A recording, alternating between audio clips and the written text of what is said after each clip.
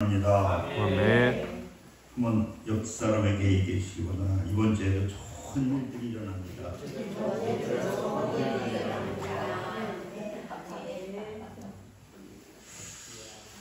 오늘은 요한복음 20장 19절서부터 23절의 말씀을 통해서 부활의 선물.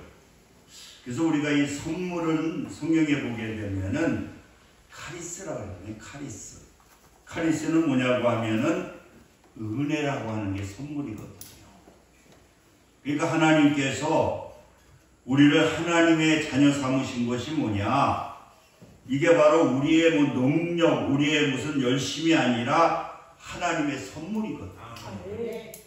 우리들을 만세전에 하나님께서 선택하셔서 전도자를 통해서 만나게 하시고 이렇게 우리가 하나님의 자녀로 살게 하신 것은 이게 노력으로 되는 게 아니라는 거예요. 열심으로 되는 것이 아니라 하나님께서 우리에게 주신 선물이라고 하는 거죠. 그러니까 우리는 감사하는 겁니다. 그래서 오늘 우리가 이 부활절 맞이해서 하나님께서 우리에게 어떠한 선물을 주셨는가? 첫째는 오늘 이 본문의 말씀 19절의 말씀을 보니까 이날 곧 안식 후 첫날 저녁 때 제자들이 유대인들을 두려워하여 모인 문들을 닫았더니 예수께서 오사 가운데에 서서 이르시되 너희에게 평강이 있을지어다. 그러니까 다 숨어있고 두려워하고 있었거든요. 이제 예수님이 십자가에 달려 돌아가시니까 야 우리도 이거 잘못하다가 나도 피해를 입지 않을까.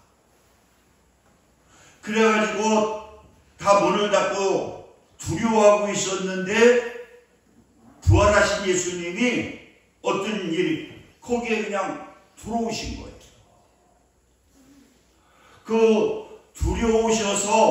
들어오셔서 뭐 하셨느냐? 한 말씀 하시는데 너희에게 평강이 있을지어다. 할렐루야. 하나님께서 부활의 선물로 무엇을 첫 번에 주셨느냐? 이 평강, 평화라고 하는 것을 우리에게 주셨다는 거예요. 우리는 이 죄로 말미암아 우리에게는 뭐가 있느냐고 하면은 항상 두려움이 있잖아요. 그 두려움은 뭡니까? 거기에 있는 것은 죽음이잖아요. 그런데 그게 뭐냐? 죄의 어떠한 결과거든요. 그리고 이 사단이들은 항상 우리에게 무엇을 일으키느냐? 이 갈등을 일으키는 거야. 이게 사단 역사거든요. 그래서 우리 하나님은 이런 가운데에 무엇을 주시느냐? 바로 우리에게 평강을 주셨다는 거예요. 저도 이번에 토요일마다 기도회를 하는데 한 30년 넘었잖아요. 기도회가 밭에서 하다가 또 발원에서 하다가 이러다 하는데 또 목사님 나한테 그런 얘기를 하는 거예요. 나 이제 여기 기도회 못 나올 것 같다고. 왜 그러시냐 그랬더니 같이 나오는 누가 그 사람이 안 나오면 뭐 좀 약간 다퉜는지 어떻게 됐는지 그 사람이 나오면 자기가 안 나오겠다. 또 큰일 났구나. 이 두 사람이 다 떨어져 나가면 이거 어떻게 될까. 근데 보면 뭐 그렇게 얘기를 들어보니까 큰 문제는 아닌 것 같아요. 그래서 이게 부활절이니까 하나님이 큰 축복을 주시려고 시험을 주는구나. 그래서 목사님 이건 부활주가 아니라 목사님한테 큰 축복을 주시려고 그냥 예수님의 사랑으로 목사님처럼 마음 넓은 사람이 어디냐고요. 그냥 그렇게 생각하지 말고 목사님처럼 마음 넓은 사람이 그 넓은 마음으로 품어주면 안 되겠느냐.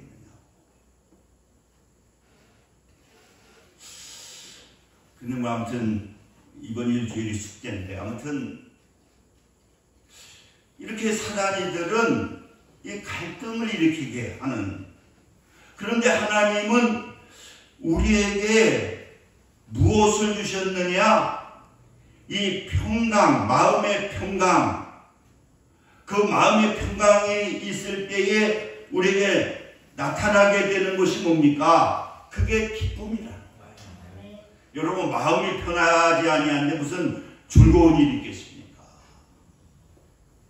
그런데 그 마음의 평강을 유지하기 위해서는 우리가 예수님의 그 사랑, 예수님의 사랑이 우리 안에 있게 되면은 나타나게 되는 것이 뭡니까? 그게 평화라, 평강이고 나중에 그게 기쁨이라는 거예요. 여러분, 예수님의 사랑이 뭡니까? 우리가 원수 되었을 때에, 우리 원수거든요. 그런데 예수님은 그 원수를 위해서, 원수의 죄를 위해서 십자가에 달려 돌아가신 것이 뭐냐? 그게 여러분 바로 사랑이고, 그게 아가페적인 사랑이잖아요. 그리고 그 사랑하는 마음이 우리에게 넘치게 될 때 나타나게 되는 것이 뭐냐? 그게 평화거든요. 그리고 그 평화가 밖으로 드러나는 것이 뭐냐? 그게 바로 기쁨이라고 하는 거예요.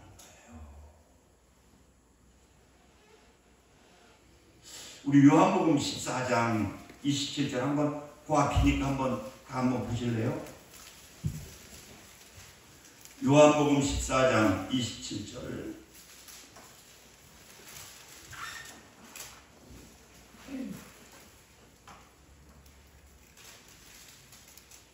요한복음 14장 27절 한번 보시자고요. 우리 같이 합독합니다. 시작. 평안을 너에게 끼치노니 곧 나의 평안을 너에게 주노라. 내가 너에게 주는 것은 세상이 주는 것 같이 아니하리라. 너희는 마음에 근심하지 말고 두려워하지도 말라.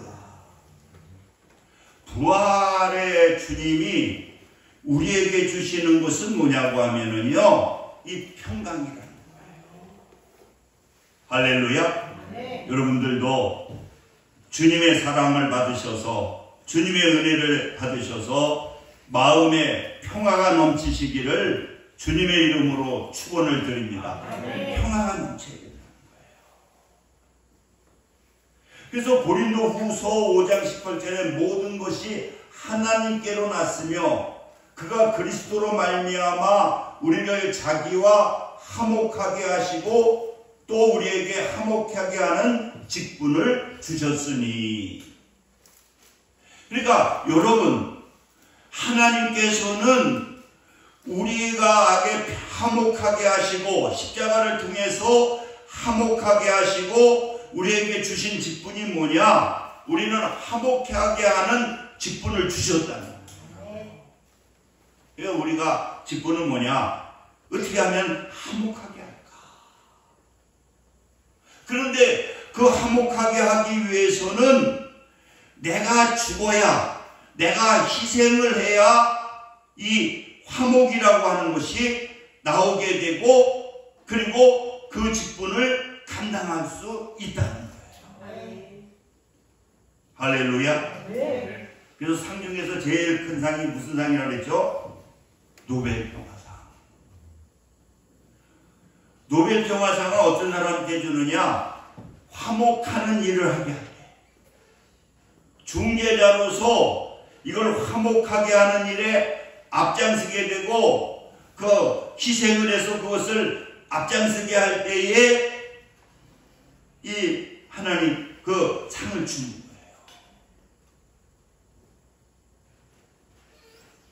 우리나라의 최초의 노벨상을 받은 분이 누구죠? 김대중 대통령. 왜 김대중 대통령이 받았느냐? 북한하고 이렇게 될 수 있으면 좀 화목하게 하자. 그 화목하게 하는 일에 그 앞장선 것을 인정받아 가지고 받은 것이 뭐냐? 그게 노벨평화상.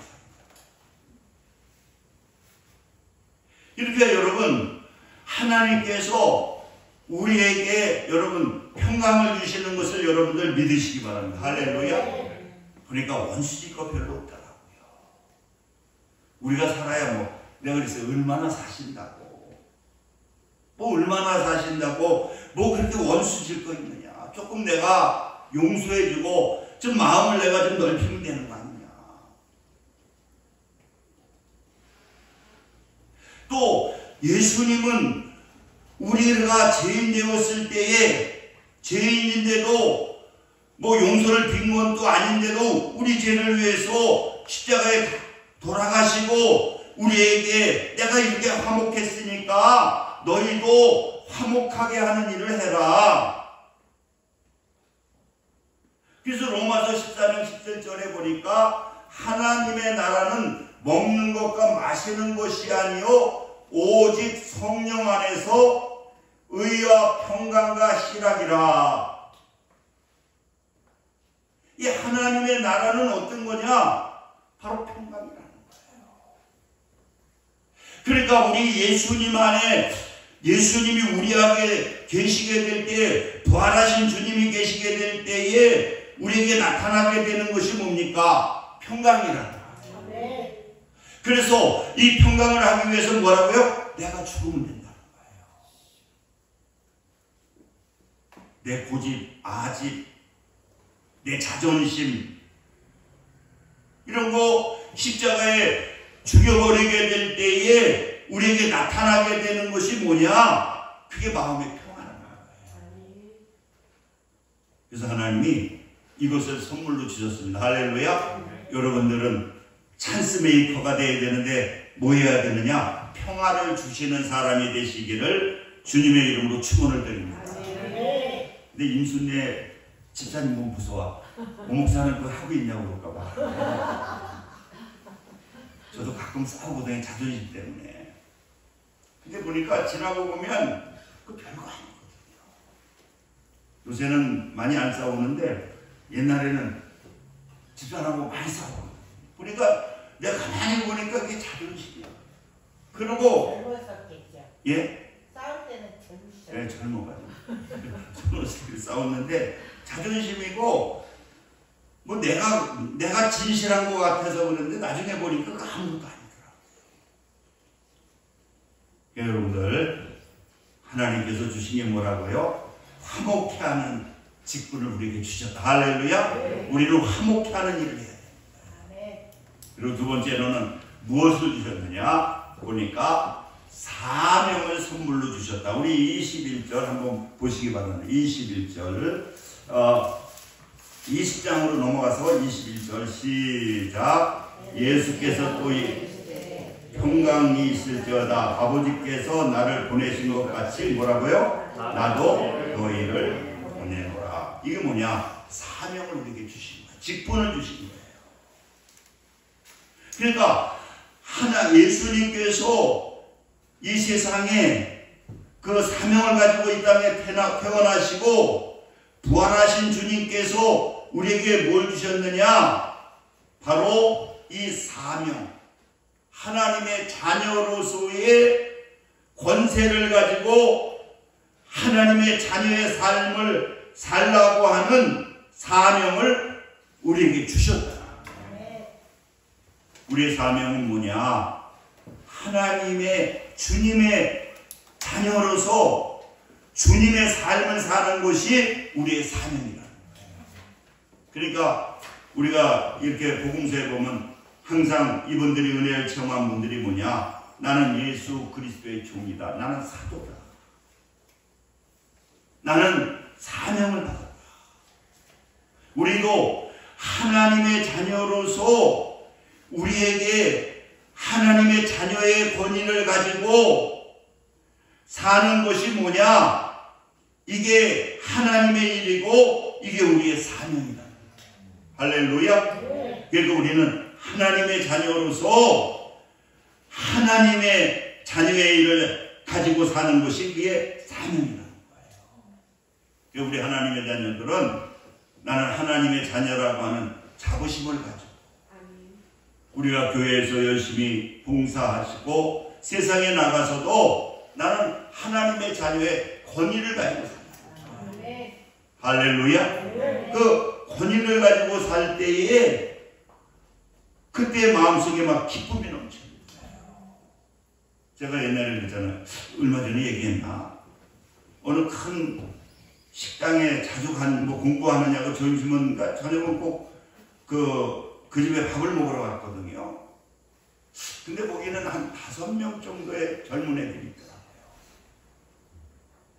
그런데 4명에는 얼굴이 좀 우중충하고 말도 거칠게 하고 뭐 자주 가니까, 근데 한 청년은 얼마나 열심히 일하면서 얼굴이 벌써 허옇고 막 콧노래가 나오면서 하더라고요. 그래서 자꾸 의문이 가는 거예요. 그래서 그 식당 사장한테 물어봤어요. 배달하는 큰 배달집이거든요. 그랬더니 그분이 그 얘기하더라고. 저 사람, 저 청년 연세대 다닙니다. 저기 알바하고 있거든요. 저 내 청년들은 뭐 공부도 안 하고 그냥 이렇게 직업적으로 하는데, 지금 알바하는 거거든요. 그러니까 이 청년은 보니까 자기가 그래도 연대 다닌다고 그러니까 자부심이 있는 거예요. 그러니까 똑같은 일을 하는데도 벌써 얼굴이 밝고 벌써 뭐 하는 것도 열심이고요. 왜? 자부심이 있는 거예요. 여러분, 우리들도 여러분들 자부심을 가지시고, 할렐루야. 우리는 하나님의 자녀라고, 하나님의 자녀인데요, 하나님의 자녀로서의 자부심을 가지고 여러분들 최선을 다하게 되는 것이 뭐냐? 이게 하나님께서 우리에게 주신 사명이다. 그리고 세 번째로는 바로 성령을 선물로 주셨다는 거예요. 할렐루야. 오늘 22절 한번 보시자고요. 시작. 이 말씀하시고 그들을 향하여 숨을 내쉬며 이르시되 성령을 받으라. 우리 부활하신 주님을 믿는 우리들에게는 뭐가 있다고요? 성령이 우리에게 임해 있다는 거예요. 그래서 우리 하나님을 믿는 하나님의 자녀들은 뭐냐? 성령의 충만함을 받아요. 누가복음 11장 13절에 보니까 너희가 악할지라도 자식에게 좋은 것을 자식에게 줄 줄 알거든 하물며 너희 하늘 아버지께서 구하는 자에게 성령을 주시지 않겠느냐. 이 부모들은요, 악해도 자녀들에게는 막 좋은 걸 주신다고 했잖아요. 제가 아는 어느 사모님 얘기를 들어보니까 다 그렇게 자식을 사랑하는 거예요. 그 예배를 자식이 드려오는데 그 옆에 대박집이라고 하는 그 야채 가게가 있는데 그 사모님이 그러시는데 그 저녁 시간에 가면 떠리를 쳐고 막 그냥 1,000원짜리가 막 1,000원에 3개씩 막. 그러니까 그때가 뭐 좋은 게 많이 나오는. 그러면 사모님이 토요일날 열심히 반찬을 엄청나게 준비해가지고 아무튼 아들 가정이 예배 드리러 오면 그걸 그냥 싸서 일주일치 반찬을 싸서 준대요. 매주 그렇게 하신다. 왜 그러랬더니 아들을 너무 사랑하니까. 엄마가 아들을 사랑하니까 매주 사모님 거 힘들지 않아요? 그랬더니 자식이 먹을 거 해주는데 뭐가 힘드냐고. 자기는 그렇게 하는데도 막 그게 재미있다는 거예요. 여러분, 바로 자식한테 이렇게 잘 주는데 오늘 예수님은 뭐냐? 악한 자들로 너희에게 하늘 아버지께서 구하는 자에게 우리를 하나님이 얼마나 사랑하시는데 우리가 성령의 충만함을 위해서 구하게 되면은 하나님께서는 우리에게 성령의 충만함을 주시는 것을 믿으시기 바랍니다. 그리고 그 성령의 충만함을 통해서 나타나게 되는 것이 뭐냐? 성령의 능력이 나타나는 거야. 그래서 성령의 능력은 뭐냐? 그걸 통해서 막 우리가 증인한 복음을 전하는 삶을 사는 거예요. 할렐루야. 여러분, 그러니까 우리는 성령 충만하게 될 때 어떤 능력이 나타나느냐? 선물을 주셨는데 내 이름으로 귀신을 쫓아내며, 성령이 임하게 되면은요, 예수의 이름으로 귀신을 쫓아내게 되면은요, 그 귀신이 떠나가는 그러한 능력이 나타나. 예수님의 사역이 뭡니까? 막 귀신을 쫓아내는 거예요. 내 안에서도 막 미워하는 마음도 있고요. 어떤 데는 막 두려워하는 마음도 있잖아요. 그랬을 때에 그냥 두려워하지 마세요. 어떤 데 우리가 이렇게 살다 보면 마음에 막 두려움이 있잖아요. 제가 얘기했잖아요. 그 옛날에 그 권사 집사님이 그런 간증을 하시더라고요. 기도하는데 자꾸만 남편이 운전하는데 막 두려운 마음이 들더라는 거예요. 왜 이렇게 두렵지? 그래가지고 야, 이렇게 두려우니까 우리 같이 기도하자. 우리 아빠를 위해서 기도하자. 그래가지고 그 시간에 그냥 아빠를 위해서 기도했다. 그쪽 있더니 그 택시 운전에 자동차 사고가 났다. 그런데 자동차는 폐차시킬 정도로 그 차가 고장이 났는데, 개인 택시인가 그런데, 아무튼 그 집사님은 하나도 안 됐어요. 그래서 그 시간을 보니까 그 집사님이 기도하는 시간에, 그래서 그 집사님이 사고낸 또 장사 가보자고 이렇게 하나님이 역사하셨다고. 그래서 관양동까지 제가 같이 갔거든요. 갔더니 이만한 나무가 있었는데, 나무가 한 이 정도 되나 봐요. 근데 하나님이 도우셔가지고 그쪽으로 이렇게 졸았는지 어떻게 했는지 나무를 갖다가 이렇게 타고 넘어가서 이렇게 둘러엎어졌더라고요.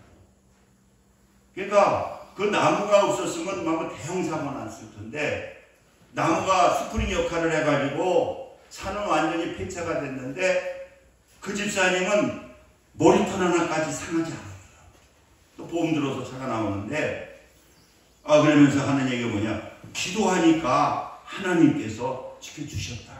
네. 여러분, 우리가 이제 주 예수의 이름으로 귀신을 내어 쫓고, 그 다음에 새 방언을 말하고, 무슨 독을 마실지라도 해를 받지 아니하고, 또 병든 사람에게 손을 얹어주는 나. 할렐루야. 이번에 한동대학교 그 장로님이 이 말씀에 성령 충만 은혜 받고는, 자기가 거기는 가계부를 쓰는데 옛날에 무조건 아이들 아프면 병원으로 뛰어갔다는 거예요. 근데 보니까 손을 얹은 나아가 있으니까 하나님께서, 자녀들은 집사님이고 성도 기도할 권한이, 야, 하나님께 기도하자. 근데 그분이 간증하시는데 1년에 보통 병원비가 얼마가 들어갔는데, 애가 둘인가 셋인데, 그 기도하고 나서 보니까 3분의 1로 줄어버리더라는 거예요. 야, 이거 기도하는 게 대단하구나. 그러니까 여러분, 기도하게 될 때에 분명히 병든 사람에게 손을 얹어준 나으리라고. 그래서 우리 교회 강충공 목사님이 전도사 때, 강도사 때 오셔가지고, 목사님 제가 새벽에 매일 나올 테니까 기도해달라고, 저 간암으로 6개월 판정받았습니다. 그래서 밥도 안 드시더라고요. 야채죽만 드시고.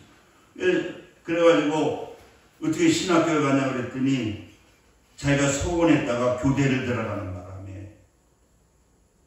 근데 여기가 딱딱합니다. 20cm, 암이, 간암이 20cm니까요. 그래서 그 새벽마다 기도 나와서 기도했더니, 나중에 그래서 주일날은 그냥 식사하시오 그랬더니 순종해서 주일날 식사하시고. 근데 그 암이 활동은 안 하고 그 암이 그냥 죽어버린 거예요. 지금도 갖고 계셔요. 핵폭탄처럼 가지고 계시다고. 지금 얼마나 건강하시는지. 세계에서 뭐 그렇게 돼서 산 사람은 10사람도 안 되는데 자기가 그 안에 하나님이 기적을 일으켜서 그 안에 들어갔다는 거예요. 지금 아주 건강하셔요. 그래서 그분이 하는 얘기가 자기는 벌써 목사님이 기도하면 능력이 뭐 교만해서 그런지 하도 기도를 많이 받아가지고 간암이 걸려서 뭐 조태는 다 가서 받았는데 자 이렇게 기도 받으면 아 이분은 좀 은사가 있다 느낀다 그런 걸 느낀다. 그래서 자기가 횡성에다가 암 기도원을 하나 내려고 요양원하고 내려고 그러면 한 달에 한 번인가 일주일에 한 번 목사님이 오셔가지고 해줘야 된다고. 그래서 해주겠다고. 근데 목사님한테 좀 기도 받아봤더니 바로 역사가 나타나는 사람이 있고 오 목사님은 은사가 있는데 계속 받으면 계속 받아야 차츰차츰 나아지는 은사를 줬다고. 아니 그분이 그런 얘기를 해요. 자기가 판단. 그래가지고 암 환자들한테 좀 목사님 오셔서 그래가지고 횡성에다 세우려고 그러다가 요양원도 하나 하고 기도원도 하려고 다 준비하셨는데 또 기도해 보더니 그게 잘 안 됐어요. 왜 살려고 그러다가 그게 여러 가지로 문제가 생겨가지고 그래서 나중에 아 목사님 저 그냥 포기합니다. 그래가지고 지금은 어디죠? 당정역 있는 데 그냥 교회만 하시는데 바로 병든 자에게 손을 얹은 즉 나았는다. 할렐루야. 그러니까 여러분들도 이렇게 담대하게 그러니까 자녀들이나 있으면요 기도해 주세요.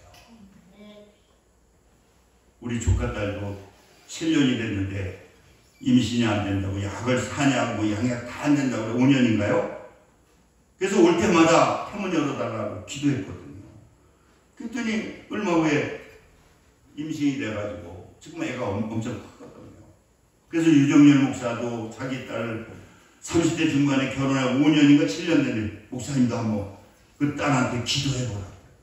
그랬더니 유 목사님도 그 자녀한테 가가지고 계속 안수 기도했더니 태문열 지금 애가 벌써 둘이 나오더라고요.